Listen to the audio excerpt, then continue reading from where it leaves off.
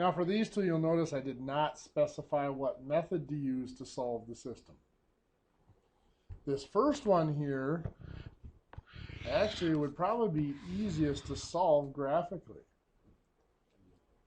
So I would probably do the first one there, starts at 3.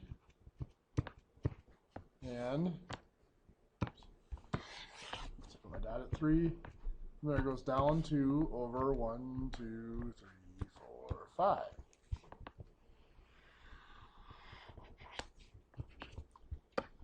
The second one starts at -9. And from there it goes up 2 over 1. Up 2 over 1. Up 2 over 1. 2 over 1, up 2 over 1. There we go. And we find they intersect at that point right there. That is 5, 1. Now the other way we could have handled that is since this y and this y have to be equal where the solution is, we could have just done -2/5 x plus 3 equals 2x minus 9. We could add the 2/5 x. 3 equals 2 and 2/5 x minus 9. Add 9. 12 equals 2 and 2/5. And we divide by 2 and 2/5. You get that 5 equals x. And once we got that, we plug it back into either one of these. 2 times 5 minus 9 is 1. So y is 1. So you do get 5, 1 as your solution there either way. Over here, neither one of those is solved for y, so we can't, graphing them, we'd have to do some work. Neither one of them is solved for either variable, so for substitution, we'll have to do some work. So let's do that. The first one up here would be relatively easy to solve for y.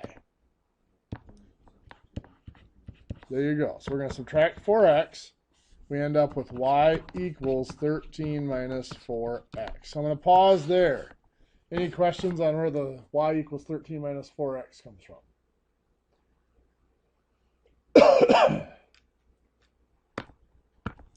So now that we know that y equals 13 minus 4x, we go to the other equation. We're going to replace this y with 13 minus 4x. So 2x plus 3, and instead of y in parentheses here, we'll do 13 minus 4x equals 19. So we've got the 2x here. 3 times 13 is 39. 3 times negative 4x is a negative 12x. And then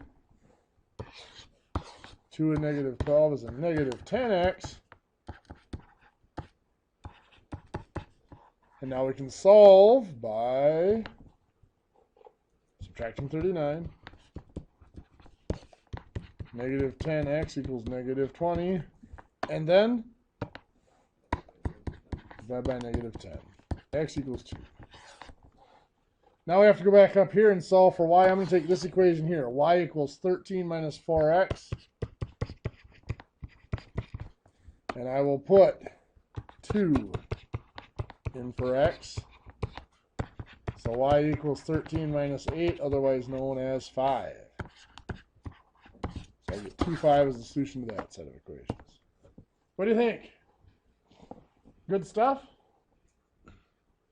Is that, there's a lot of applications we'll use that for.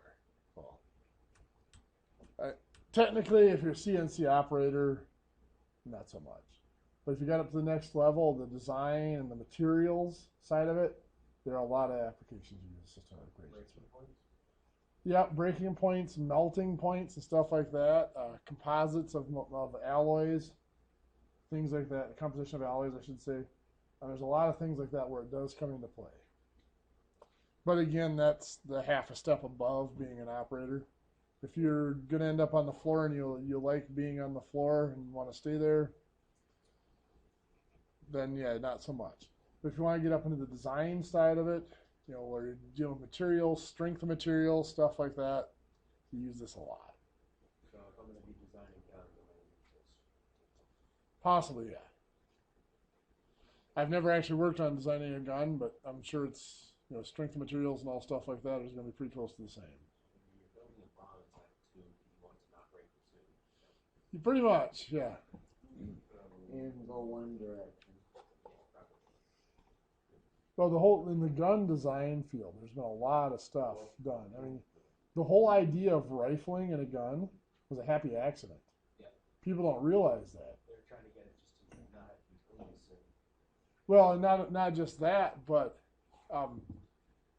the technology. At one point, they did not have the technology to take a solid piece of steel and drill a hole down through it to create a barrel. Yeah, they're making Damascus where they want it. Just winding it around a rod, and the wire basically that they were winding around it left that little bit of a track on the inside and caused the bullet to spin.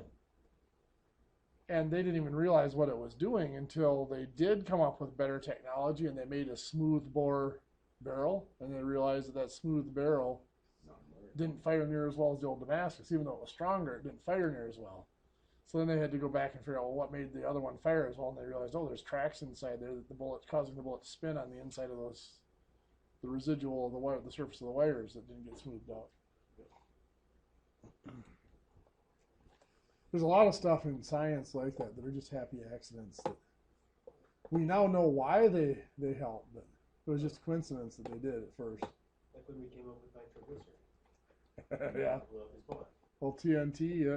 That's an amusing one to watch. Well, it's amazing. We won't get into it in here, but it's amazing the number of simple substances like that that are highly dangerous if you mishandle them.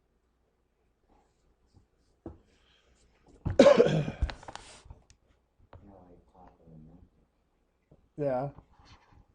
You know, that's one there that, yeah, you look at that, oh, that doesn't seem such a, how can a mint and a bottle of Coke be an issue? Well, yeah, you drop it in there, if you can get the cap screwed on fast enough and get away from it, there's a lot of force behind that sucker. It's really great when you take a little forward and drop them all at once. Yeah.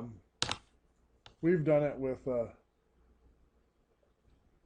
remember how the heck we did it. Was it a balloon or what was it? We crushed them up and put them in a balloon. And put the balloon over the top of the bottle, and then we used a string on the balloon so that you just pull the string from above to tilt it up. And if it's crushed, it reacts even faster. Higher surface area. Yep.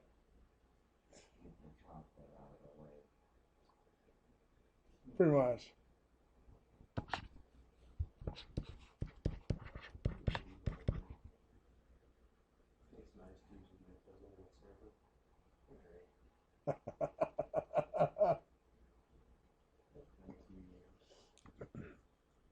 That's just dirty. Give this one a shot in your notes. See how it works.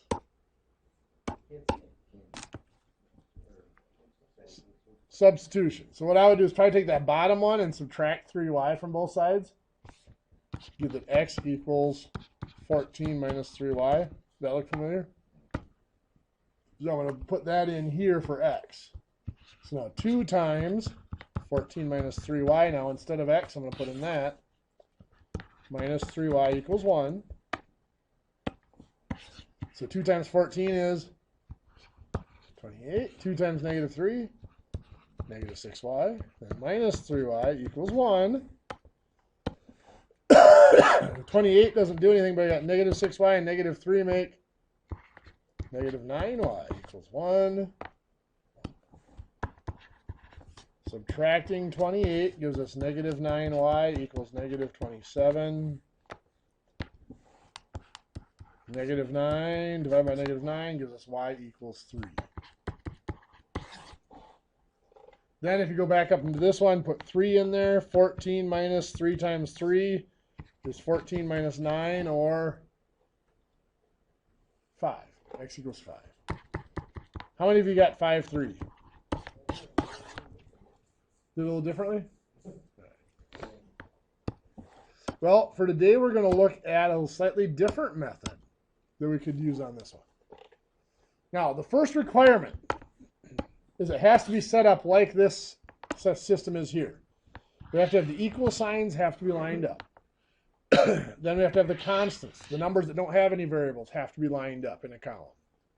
And then whatever the variables are, whether it's x and y or t and s or a and b or whatever they are, they have to be lined up. So here we have the x's lined up and the y's lined up. Well, if the y's and it doesn't matter which order they're in as long as they're lined up, and the equal signs have to be lined up too.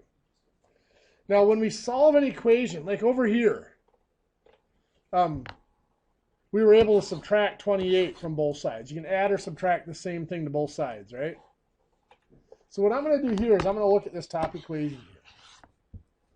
And I am going to add 14 to the right side here.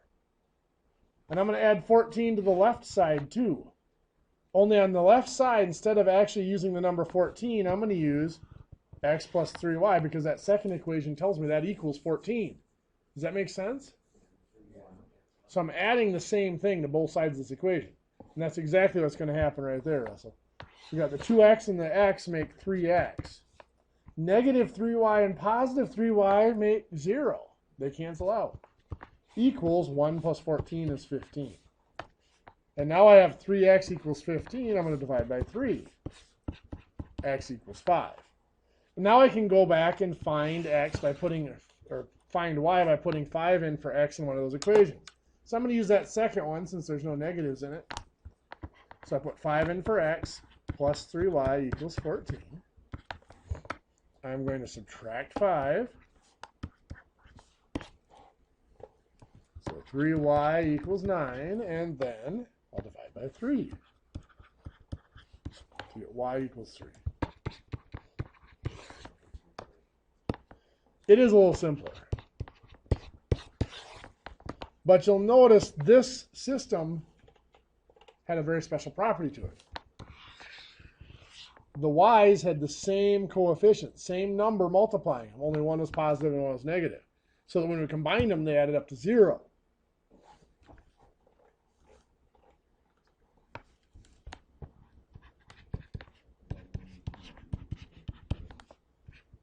We'll get to that. You can force it to, just like fractions, where you can change their names if they have different names, you can change the equations.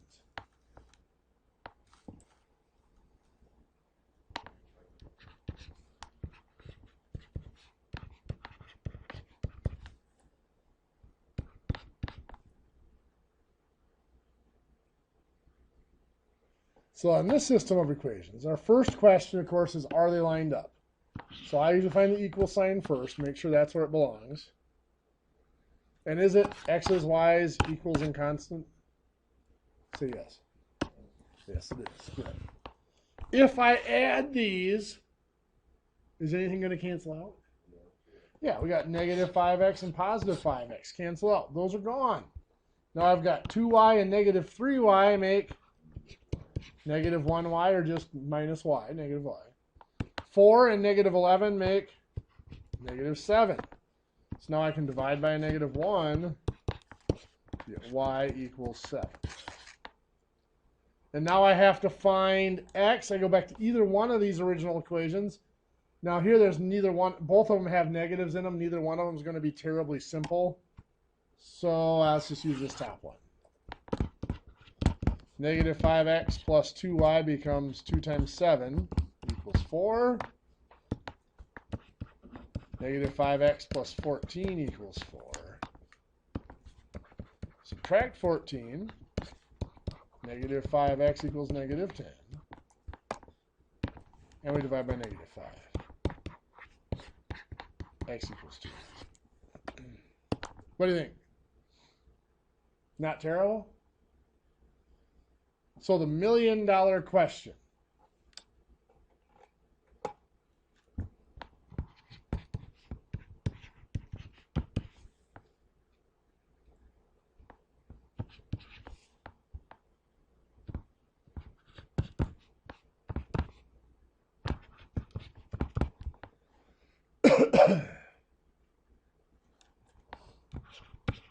What if, now this one's already lined up, of course.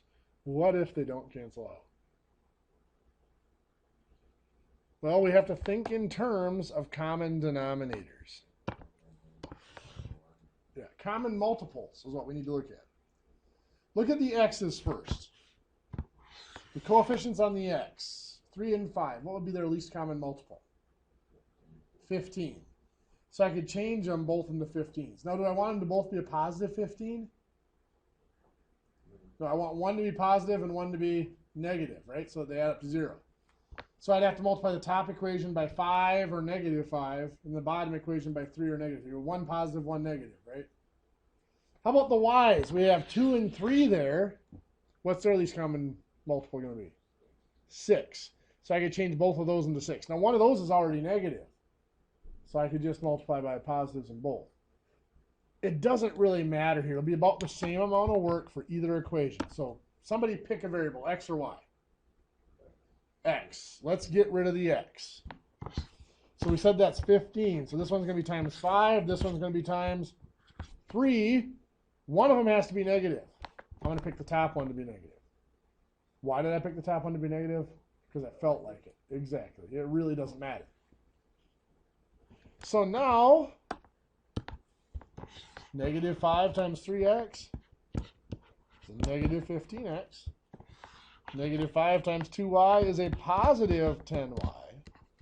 Equals, and this is the part a lot of people forget, I still have to multiply that. Negative 5 times 10 is a negative 50.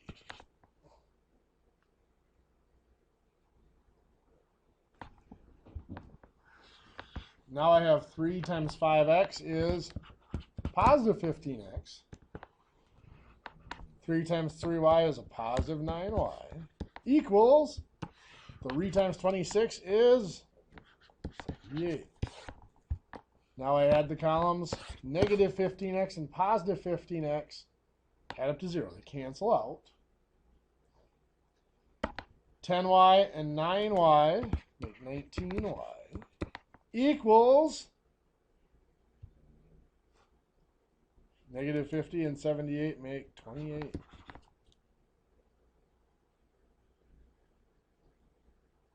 Now what? Divide by 19. So y equals 1 and 9/19.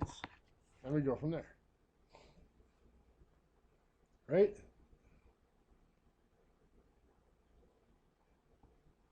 So now what?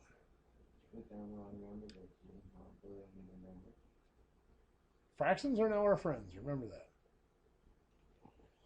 So y equals 1 and 9/19. We go back and we just pick one. I'll pick the bottom equation because there's no negatives in it. I don't like dealing with the negative 2y. So this is 5x plus 3 times 1 and 9/19 equals 26. To answer your question, though, yeah, I did mean to put a little bit different number in there. 5x 3 times 1 and 9/19 is 4 and 8/19. So that should be plus, not equals. Equals 26. And then subtract the 4 and 8/19.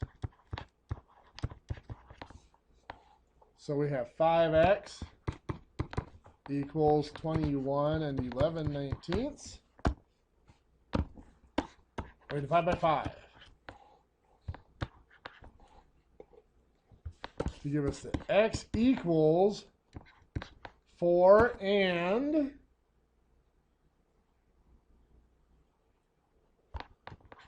6/19.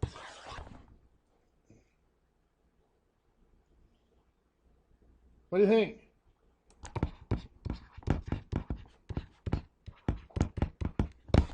Good stuff?